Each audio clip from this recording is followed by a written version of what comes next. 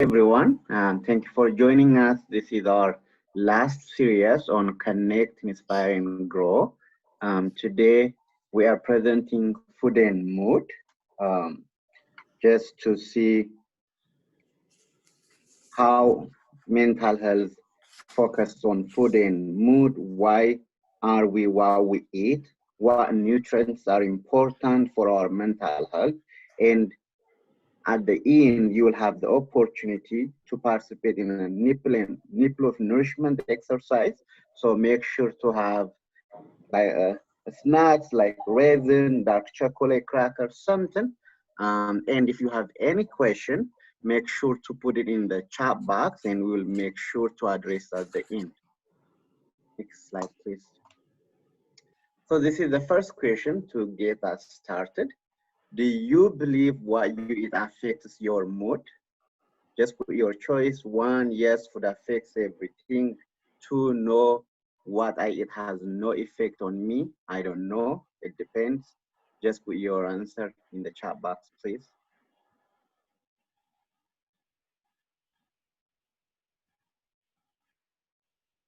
Few more seconds.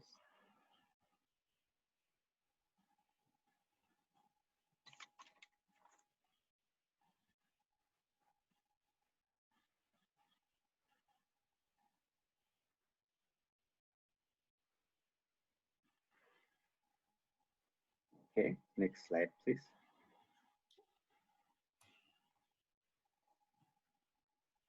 Yes, so there's the old saying, you are what you eat. It's true when it comes to food and mood.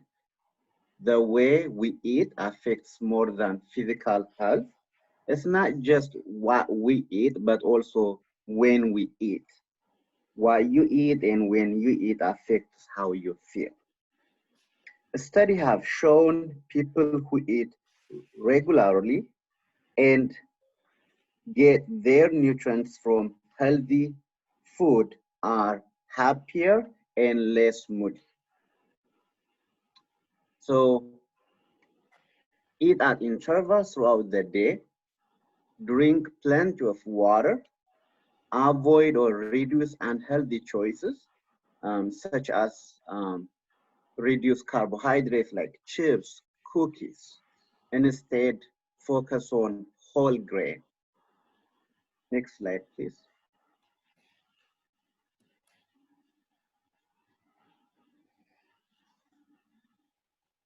Next slide.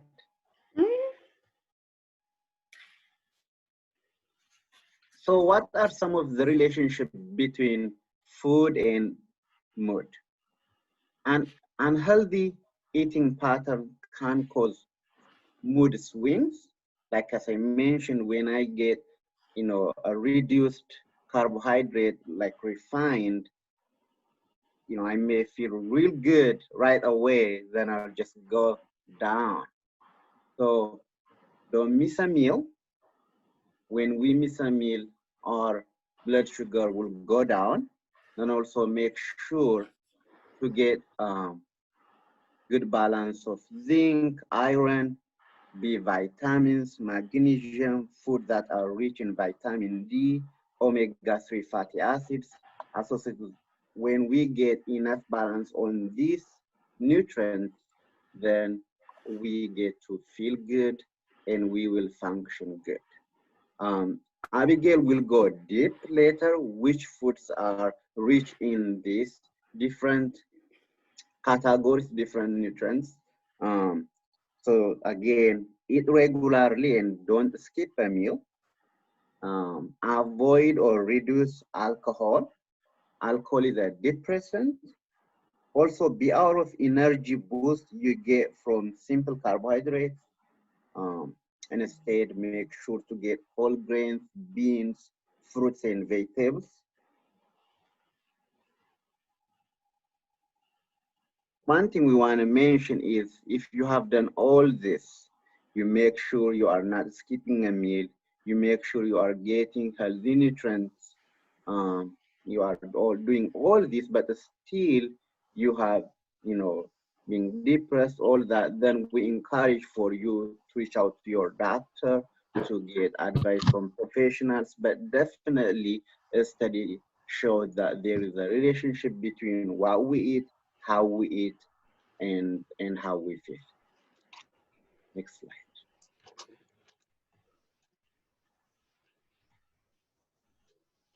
Okay, so we have another poll question. If you put your answers in the chat box for us. But the question is, how confident are you? How confident are you that you consume a balanced diet each and every day? And that's eating food from every food group and all of the necessary vitamins and minerals. So are you, number one, very confident? You eat all 5 food groups, your meal looks like a rainbow? Are you kind of neutral? I eat a variety of foods, but maybe not from all the 5 food groups. Or 3, not confident.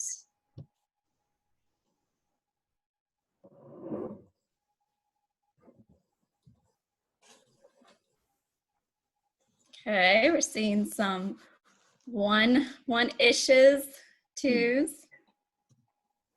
2.5, so between neutral and not confident. Very good. Okay. I just lost the chat box, so. All right, thank you for your answers there. Okay, so studies have looked at how nutrients, so our vitamins and minerals, may have an effect or help us manage stress. But do keep in mind that the results that we have from these studies are very, very limited. So since these nutrients, so again, vitamins and minerals, antioxidants, all of our macronutrients, since they're already very important in our diet, you know, again, as part of a healthy eating pattern, you know, the best way, the absolute best way to get these nutrients that Kidani has already referred to, and I'm going to talk about a little bit more, is through the foods we eat. So to ensure that we are doing the absolute best thing for our body to help manage food and its effect on our mood, utilize the MyPlate. The MyPlate, it's a reminder to help you find healthy eating, your healthy eating style, and for you to kind of build on that throughout your entire life. Everything that we eat, everything that we drink matters. And once we kind of find that right mix, and keep in mind that this mix might change over time, over our lifetime, but it's just gonna help us be healthy now and of course in the future. Advance the slides here. Okay, so again, research linking certain nutrients to stress or to mental health management, again, is very limited. So just a side note, if there is a supplement out there that makes the claim that it's gonna help manage your stress or stabilize your moods day to day, don't take it, do not consume it without consulting with your physician, okay? Because again, these research studies are very, very limited. From research though, we do know what nutrients are required for our mind and our body to function normally. There's a lot of food sources that we can consume to ensure that our body and our mind do have these nutrients on a daily basis. So these are some of the nutrients that Kidani mentioned earlier. So I would like to share where we can find these nutrients in food, because again, ideally that's what we want to do. We want to consume these nutrients from our food and not from supplements. So the first one is a mineral, it's zinc. So wonderful sources of zinc are meat, especially red meat. We've got oysters, chickpeas, or I like to have chickpeas in my hummus, pumpkin seeds, cashews, cheese, eggs, oats, sweet potatoes, and dark chocolate. Now, as we go through this list, you're going to see that these foods are going to show up as good sources of several of these nutrients that we're talking about. Another mineral that was mentioned is magnesium. So we have dark chocolate, avocados, we have almonds, soybeans, tofu, flax seeds, quinoa. Quinoa is a whole grain, salmon, bananas, and kale. Another mineral, iron. Tofu is a good source of iron. Our lentils, kidney beans, sesame seeds, pine nuts. I'll let somebody in. Spinach, tomato paste. Now the key here is that it's very condensed tomato products and or dried tomatoes. Those are the best sources of iron. A fresh tomato, unfortunately, isn't a great source of iron. Potatoes, mushrooms, prune juice, and olives are also a good source of iron. B vitamins. There are 8 different B vitamins, so there are several food sources out there where we can get these B vitamins in our diet. So again, salmon, collard greens, liver and other organ meats, your eggs, meat, beef, oysters, or even clams, mussels, black beans, and white meat, poultry, and yogurt are a great source of B vitamins. A couple other nutrients that were mentioned. Slide over there. Vitamin D. Now, vitamin D is the only nutrient that your body produces when it is exposed to sunlight. However, about 50% of the world doesn't get enough sunlight to allow this process to happen. So as best we can, we need to get that vitamin D, again, from our food sources. So here are a few. Again, those fatty fish like salmon, sardines. Sardines are small fish that have the bones in it, so that vitamin D is there. Herring, halibut, mackerel are all good sources. Cod liver oil, canned tuna, egg yolks, mushrooms. Because 50% of the world doesn't get adequate sunlight for their bodies to produce this vitamin D, and because of some of us that live in the Midwest, the northern states, we're so far away from the equator that we have found that we really need to fortify our foods with vitamin D. So if you've noticed, milk products, orange juice, cereals, things like that, especially children products, food products, are being fortified with vitamin D. Omega-3 fatty acid is very important for brain health. So again, our fatty fish are important to obtain this in our diet. So mackerel and salmon and cod liver oil, herring, oysters, sardines, anchovies, caviar, flaxseed. Flaxseed is one that I rely on as I am allergic to fish and seafood. Chia seeds is another one that's in my diet on a weekly basis at least, and walnuts. Now, refined carbohydrates. Kidani mentioned how refined carbohydrates causes our blood sugars to drop. Keep in mind that refined carbohydrates, they've been processed, the natural fiber and nutrients have kind of been stripped out of the product. So again, these carbohydrates usually lack nutrients overall, therefore providing us kind of empty calories. They don't provide us long-term energy, therefore we don't have satiety from them. We don't have that feeling of fullness. So adding to this list of nutrients that we want to consume on a daily basis, or at least a weekly basis, is complex carbohydrates.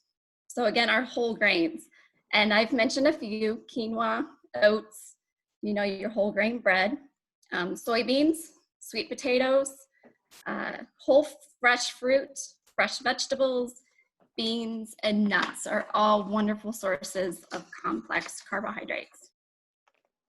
So just to kind of give you an idea of how easy, quick and easy it is to consume these nutrients that we've referenced in our diet. Here is a snack.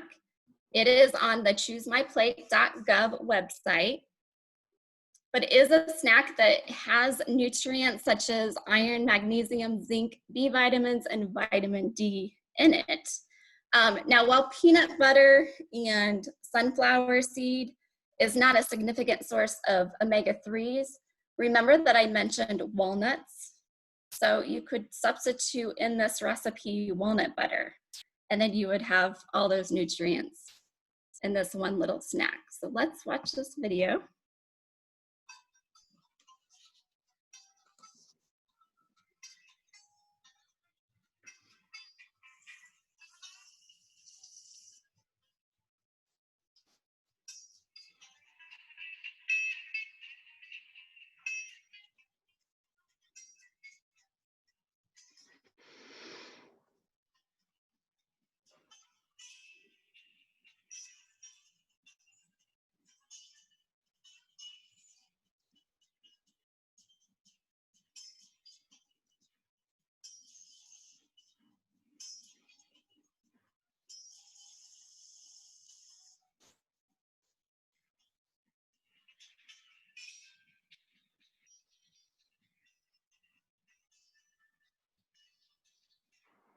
All right, thank you. Molly, you're next. Hi, I'm Molly Hogue. I'm from Wells County, Purdue Extension Office, and I'm going to walk you through a mindful eating exercise. Abigail shared information about the nutrition components of our food and how important it is that we eat a healthy diet, but it's also important that what we put into our body has the ability, or our body has the ability to digest it and to absorb the nutrition from the food. And so slowing down and eating your food slowly allows your body to digest and absorb those nutrients better. The finer pieces or smaller pieces of food that are put into our body, it allows our body to absorb those nutrients better. So chewing your food completely and slowing down will help your body absorb those healthy nutrients. There's a connection between our mind and our body, and it takes about 20 minutes for our brains to actually feel satisfied from what we eat. And so if we slow down with our eating, our brains will understand that we are full and we won't overeat. So when we eat quickly, we are more apt to eat more than what our body actually needs. And, you know, we live in a country where we tend to overeat and exercise our meals. And one of those things that contribute to that is how quickly we eat.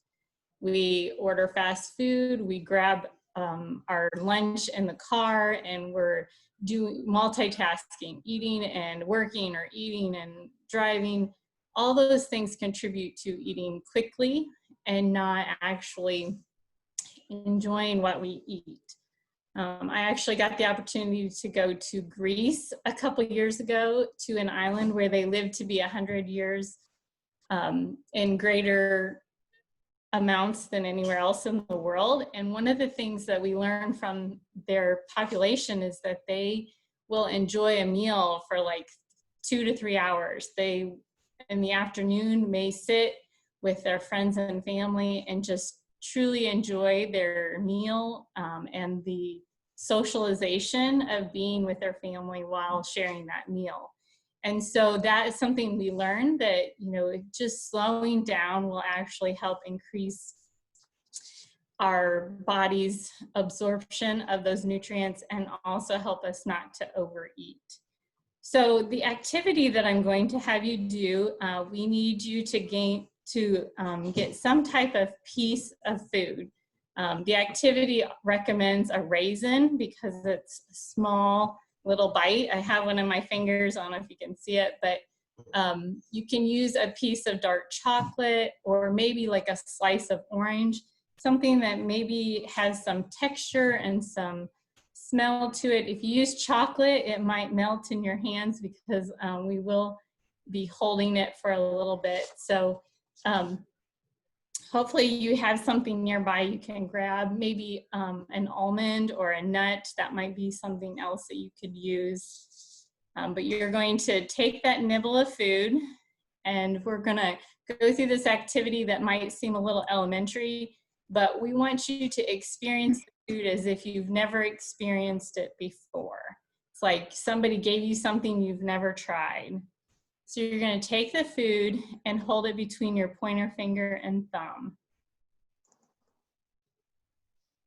And carefully examine it. Bring it to your attention as if you've never seen this item before in your life. Look at it, smell it, notice its shape, the colors that it might have, the surface that it has. Examine its grooves, colors, shapes. Move it between your fingers and explore its texture. Maybe apply some pressure to see whether it's soft or hard. You might choose to close your eyes because sometimes when you close your eyes, you focus more on your other senses other than vision. So your sense of touch or your sense of smell. Recognize that this is a raisin and know, or whatever it is that you're using. Any thoughts that you have on this food? Do you have any memories about it? Or feelings or associations of whether you like it or dislike it? Hold the raisin or bite under your nose and inhale naturally. With each in-breath, notice any aroma or smell that arises. Bring awareness as to any effect in your mouth or your stomach. Maybe you're salivating, maybe it smells good, maybe you don't like the smell. Bring it slowly to your mouth. Notice how your hand and arm know exactly where and how to position it.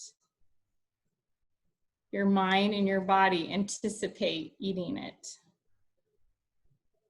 Raise it gently to your mouth without yet chewing. Place it in your mouth and hold it there for at least 10 seconds. Explore it with your tongue. Feel the sensations of having it there. Pause and take a notice of how it feels in your mouth before actually eating it. When you're ready, you can prepare to chew the item. Take 1 or 2 bites into it and notice what happens. Bring your full attention to its taste and its texture as you continue to chew. Try not to swallow yet. Take time to chew it, noticing the taste and the texture of the raisin or item in your mouth and how it can change over time. When you're ready, you can swallow the item and bring awareness to the sensation that it has as you are swallowing and the experience of this consciousness. Notice as it travels down into your stomach and how your body as a whole is feeling after completing the exercise. It may seem strange, but this is actually a good activity to practice maybe at a meal. Have a meal prepared and really focus on what it is that you're eating. Take the extra time to chew your food and make sure that your brain and your body are working together.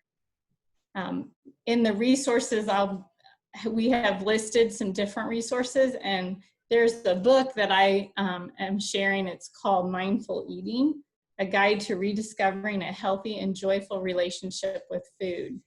And it talks about all the different ways that we can be more mindful in our eating. And some of those things I shared earlier. The activity that I shared with you is from Linda Smith out of Duke Integrative Medicine. And just take more time when you're eating so that you have a chance to slow down and that your body and brain can work together, and that you're actually absorbing the nutrition from the food that you're consuming. Abigail has progressed the slide to the sources page, and these are the different sources that we utilize for our presentation today. And if you have any questions, you can type them in the chat, and we would welcome those at this time. Looks like we have one that came up. It says, are there any sources on drinking more water? And I'm not sure what that question means, if you want to clarify that, or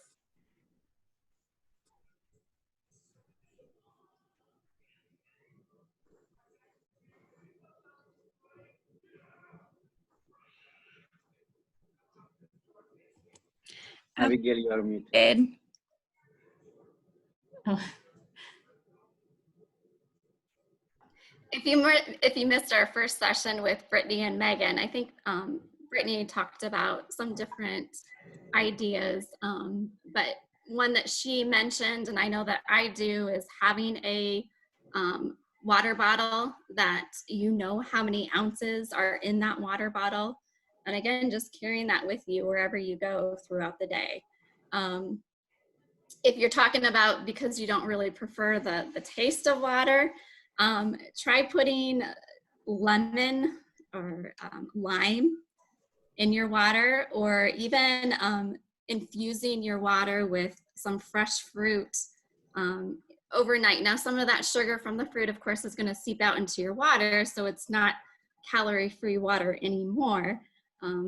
But it's a natural sweetness, so it's definitely going to maybe encourage you to drink more water and keep yourself hydrated throughout the day.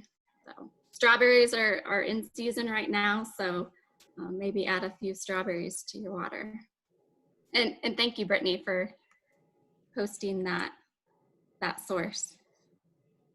In the mindful piece to this, you could be putting a schedule, basically like when to drink more water if you're wanting ways to be more in tune with getting your water intake throughout the day, you know, kind of scheduling, you know, drinking a glass of water every morning right after you get up, and making sure like before you eat, you drink a glass of water.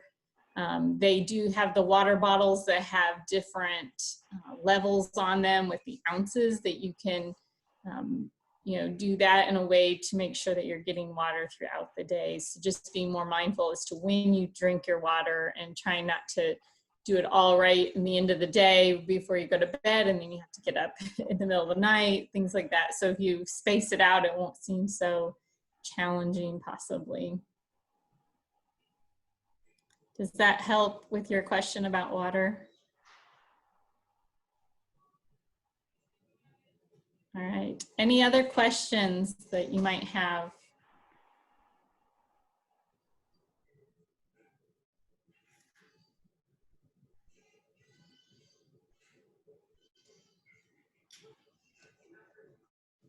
Well, thank you everyone for joining us today. Thanks, Abigail. And Kidani and Molly.